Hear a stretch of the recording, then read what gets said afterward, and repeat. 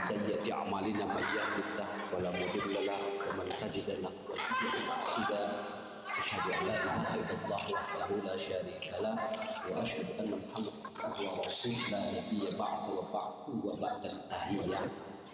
Yang sama-sama kita hormati Bapak Ketua DKM Masjid kita yang luar biasa semangatnya.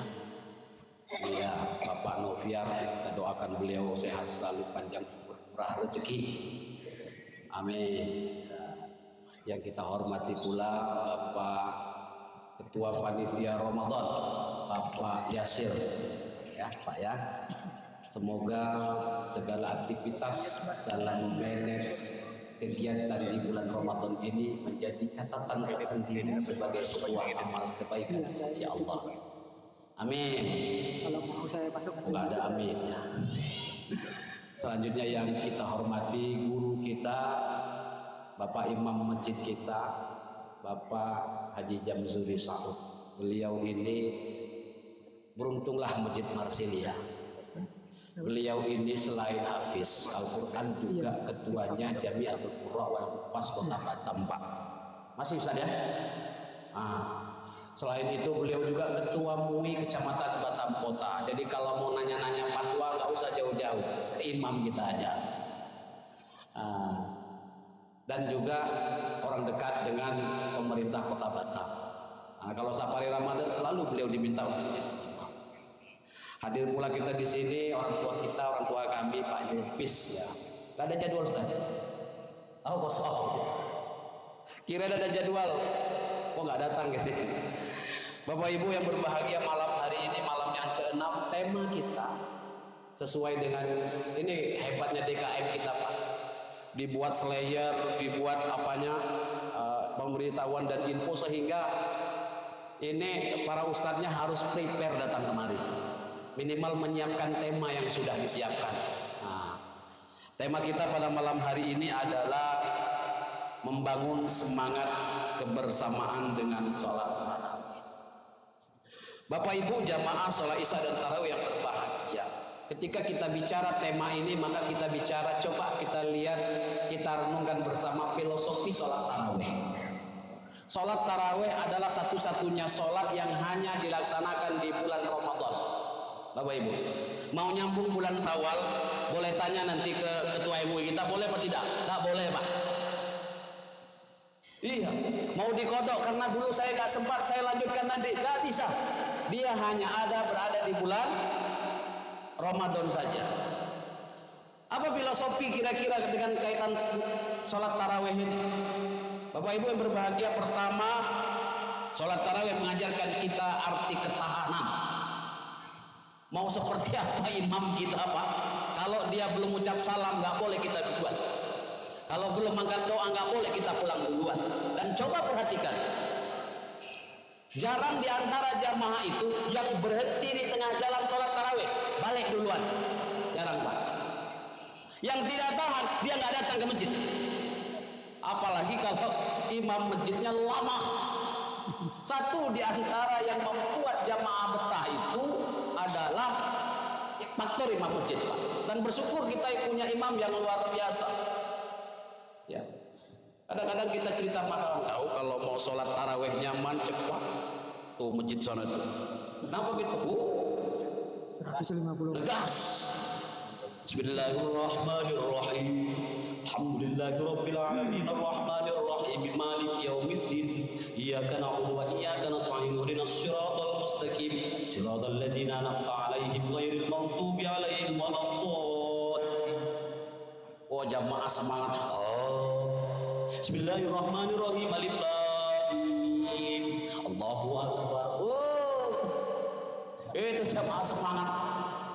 Begitu masuk bulan Ramadan ramai jamaahnya, udah membeludak. Kenapa sholat di sini? Katanya cepat. Katanya cepat. Begitu sudah masuk sholat isya, cepat. Rupanya Pak, orang-orang yang hadir tak tahu Pak Imam di masjid itu udah pindah tugas. Dia kan di situ lagi. Penggantinya Ustaz Sabar usia 75. Allah Lama Pak. Bismillahirrahmanirrahim. Nyaris tak terdengar. Alhamdulillahirabbil alamin. Senyum. Ar-Rahman Maliki batu-batu. Jamaah ya Allah, ini baru sholat isya. Jadi sebab satu di antara ketahanan para jamaah itu untuk selalu stay on di masjid, satu faktornya adalah imam. Kalau imam kita bagus, makanya beberapa masjid itu sengaja kadang-kadang pas bulan Ramadan itu sewa, bukan sewa sih, kontrak imam yang bacaannya bagus, cepat, tartilnya nyaman. Karena kita bukan di Mekah, bukan di Madinah. Kenapa kita di Madinah itu Pak? Tahan sholat kita lama, karena nggak ada pikiran lain. Tujuan kita hanya untuk ibadah, sholat. Istri tinggal semua, tinggal jabatan, tinggal kerjaan, cuti dulu. Ya Pak ya, kita di sini nggak bisa. Karena setelah ini kita ada kerjaan lain, setelah ini kita mau ngopi. Ya Pak, iya dia anak-anak lewat tadi itu, cek. Ya kan, kantongnya dua, kiri dan kanan. Ya kan, lagi baca-baca WA, tiba-tiba lewat anak kita, masuk, cemplung, ya kan, udah pulang taraweh, janji ketemu ngopi, begitu bayar, dia lupa, dikocek kanan ini 100.000, dikocek kiri 10.000, tertarik kocek kanan yang 100.000, cemplung karena asik baca WA, begitu mau bayar, cek tinggal 10.000, astagfirullah, salah masuk. Itu kadang-kadang.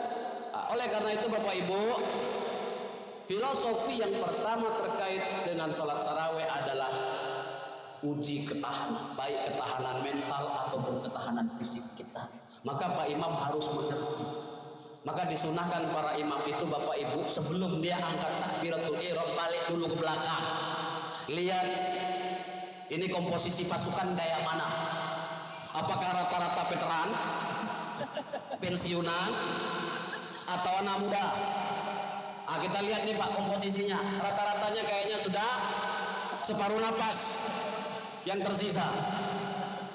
Iya, maka sesuaikan dengan kondisi. Jangan terlalu cepat pula, jangan terlalu lambat pula. Terlalu cepat pula Pak asam urat naik. Terlalu cepat pula, apa kira-kira yang berdampak Pak? Apa kira-kira? Rematik. Ya Allah, tak sempat lagi. Kawan dah sujud, kita belum ruku lagi. Saking cepat gerakan. Disesuaikan dengan kemampuan pasukan di belakang. Begitu. Itu yang pertama. Yang kedua Bapak Ibu, filosofi sholat tarawih sehingga dia bisa membangun kebersamaan adalah sholat tarawih melatih kesabaran.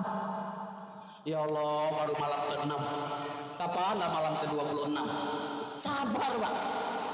Bulan Ramadan ini selain kita puasa melatih kita sabar, tarawih juga melatih kita untuk sabar. Sabar saja. Hitung saja udah berapa kali salam. Kalau sudah 4 kali salam sholat tarawih, udah 4 kali Pak. Alamat sebentar lagi itu witir. Sabar saja. Gak usah dihitung ya Allah lamanya. Sabar saja. Maka dalam konteks kesabaran ini memang melatih kita untuk sabar. Ya. Ibu Bapak yang berbahagia, waktu kita nih sedikit. Berapa? 7 menit ya. Selanjutnya, filosofi salat tarawih adalah membangun kebersamaan. Di bulan Ramadan ini Pak paling enak ngumpulin duit. Iya, paling enak. Mau infak ini, infak itu, infak ini, infak itu di bulan Ramadan. Kenapa? Selain memang pahalanya dilipat gandakan, juga orang sangat giat untuk gemar beramal ibadah, khususnya yang berkaitan dengan harta benda. Iya. Tadi karpet kita sudah terkumpul 50-an juta Pak ya. Itu bulan Ramadan saja atau sebelumnya? Ramadan doang. Ramadan depan Pak buat lagi Pak. Iya. Di bulan Ramadan ini kebersamaan kita Pak. Kebersamaan kita di bulan Ramadan ini sangat tinggi. Sama-sama kita datang kemari. Mana enak Pak tarawih sendirian di rumah. Mana enak taraweh cuma istri aja berdua, mana enak Pak? Paling enak taraweh itu sama-sama berjamaah di sini. Ya, apalagi tadi saya dengar ya, makan kambing pula kan. Wah, paling enak itu nggak usah buka di rumah, buka di masjid, makan di masjid. Selesai sini masih ada sisa bungkus bawa pulang, Pak, paling sedap. Kebersamaan. Banyak orang enak, orang kaya Pak, tapi makannya tak nikmat. Kenapa? Dia sendiri. Coba kalau dia bersama-sama. Kadang orang, mohon maaf nih Pak, para pejabat mengundang kita makan. Satu sebab diantaranya Pak, dia hilang selera. Tapi begitu dia undang makan orang ramai, hidup Pak seleranya, muncul seleranya, semangatnya. Dia tidak ada masalah bayar-bayar. Masalahnya adalah ketika dia bayar sendiri, makan sendiri, selera tak ada. Makanya harus rame-rame. Makanya ada istilah mangan orang mangan ngumpul. Makan tak makan ngumpul. Kebersamaan, semangat kebersamaan, apalagi berada di bulan Ramadan ini. Saya tidak yakin dan percaya sholat isya biasa di bulan biasa-biasa di bulan Ramadan sepenuh ini, nggak yakin saya Pak. Ya Pak Imam ya. Betul. Tapi karena berada di bulan Ramadan, semangat kita bersama-sama, rame, penuh masjid kita. Dan ini perlu dipertahankan hingga penghujung Ramadan. Tugas Bapak DKM kemudian buat undian. Tiap malam tulis nama, satu undian. Yang beruntung 3 orang berangkat umroh. Minta sama Pak Aman anggota dewan kita. Biar semangat jemaah ini. Setuju Bu? Mana Bu As? Setuju Bu As? Iya, biar semangat. Pokoknya kuat. Orang minimarket, supermarket aja berani kok bikin voucher gitu kan Pak ya? Iya, berapa sih? 60 juta cuma. Kapan ambil? Ini bulan Ramadan. Ngumpulin 50 juta aja baru malam ke-6 udah dapat. Tahun depan bikin begitu. Pokoknya kita adakan umrah untuk 3 orang beruntung. Nah, mulai dari malam pertama sampai malam terakhir. Nah, dikocoklah nanti malam terakhir Pak, malam Idul Fitri. Siapa yang keluar? Bang Toyan. Alhamdulillah. Kenal Bang Toyan Pak? Saya manggilnya begitu Pak, karena abang saya ini dulu. Beliau ini saksi sejarah hidup saya dulu Pak. Dari saya, aduh gimana sampai sekarang. Itu dia. Jadi semangat kebersamaan itu perlu diadakan, khususnya kita berada di bulan Ramadan. Apa saja bisa selesai kalau bersama. Punya masalah, punya problem, jangan didiamkan Pak, cerita. Mungkin jamaah kita bisa bantu, tidak ada masalah. Makanya kita kudu harus sering-sering ke masjid Pak. Tujuannya menjalin silaturahmi, membangun kebersamaan. Mungkin kita segan mau cerita sama kawan, tapi setidaknya ketika kita rajin ke masjid, tanda-tanda punya masalah, datang. Iya, cerita Pak Ustaz, Pak Imam tolong bantu saya. Kenapa? Anak saya belum bayar SPP udah 5 bulan. Iya kan? Pak Imam kita pasti mengerti. Oh iya. Berapa SPP sebulan? 100.000. Ah, ini dari saya 500.000. Selesai urusan. Iya Pak. Jadi itu yang paling penting. Selanjutnya bulan Ramadan adanya tarawih itu persatuan. Pak Aman tidak akan bisa duduk kembali kalau kita nggak bersatu ya Pak ya. Ya betul Pak ya. Beruntunglah Marselia ini ada banyak perwakilan anggota dewan. Maka anggota dewan kita harus memperhatikan, terutamanya adalah masyarakat yang ada di Marselia ini. Persoalan kemarin milih nggak milih nggak urusan Pak ya. Yang penting dia terpilih dan dia berdomisili di Marselia. Ayah nggak milih, tahu dirilah. Ini milih tidak, ya kan, proposal datang terus. Bapak Ibu. Jadi persatuan perlu kita tingkatkan khususnya ketika berada di bulan Ramadan. Tidak ada yang tidak selesai kalau kita bersatu dan bersama. Selanjutnya Bapak Ibu, yang paling penting di bulan Ramadan ini khususnya bulan taraweh, ya, yang ada sholat taraweh itu adalah melatih kedisiplinan. Disiplin kita. Iya, disiplin. Tidak berani kita mendahului imam, tidak berani. Pokoknya disiplin. Tertib kita Pak. Ya, tertib. Kemudian komitmen bersama. Kita ini mau 11 rakaat atau 21.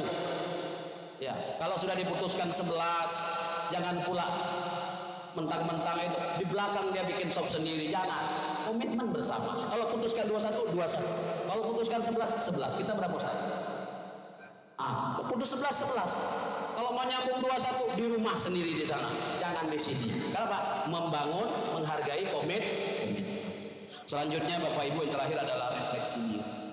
Tarawih ini memberikan refleksi gambaran kepada kita. Seberapa sering kita melakukan sholat sunnah di luar bulan Ramadan? Paling banter Pak sholat qobliyah ba'diyah ya. Yang paling banter juga masuk masjid tahiyatul masjid.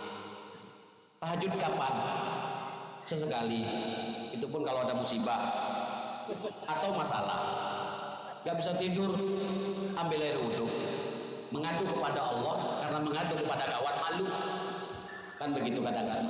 Tapi di bulan Ramadan ada sholat sunnah yang bersamaan, ada refleksi bagi kita betapa Allah Subhanahu wa taala sediakan kita satu sholat yang secara bersama-sama. Ini sunnah Pak, padahal bukan wajib. Refleksi gambaran kepada kita. Maka di bulan Ramadan itu harus mampu kita tanamkan kepada diri kita, kita azamkan kepada diri kita, lakukan Ramadan ini adalah Ramadan yang terbaik dalam hidup kita, karena tidak ada jaminan apakah tahun yang akan datang Allah masih beri kesempatan kepada kita atau kita pamit duluan ke tepian sana. Coba tengok ke kiri ke kanan, sudah berapa banyak saudara kita yang pamit duluan yang kita hantar? Tinggal giliran kita yang belum Pak. Apa ada jaminan tahun depan kita akan bisa mencicipi bulan Ramadan dalam kondisi sehat walafiat seperti sekarang? Tidak ada jaminan. Biar kata hidup belum tentu juga. Ada yang kadang-kadang stroke, ada yang kadang-kadang nggak bisa kemana-mana di rumah saja, ada yang nggak bisa kemana-mana karena sibuk karena pekerjaan. Ada. Maka manfaatkan momen bulan Ramadan ini menjadi momen terbaik dalam hidup kita. Azamkan itu karena tidak ada jaminan bahwa Ramadan yang akan datang Allah masih beri kesempatan kepada kita. Ibu bapak jamaah sholat isya dan tarawih yang berbahagia, itu saja barangkali dapat kami sampaikan, mudah-mudahan bermanfaat. Mohon maaf kalau terlalu panjang, nanti Pak Imam mengerti kalau selesai jam 9 kurang 10, maka tolong disesuaikan dan dikondisikan. Assalamualaikum warahmatullahi wabarakatuh.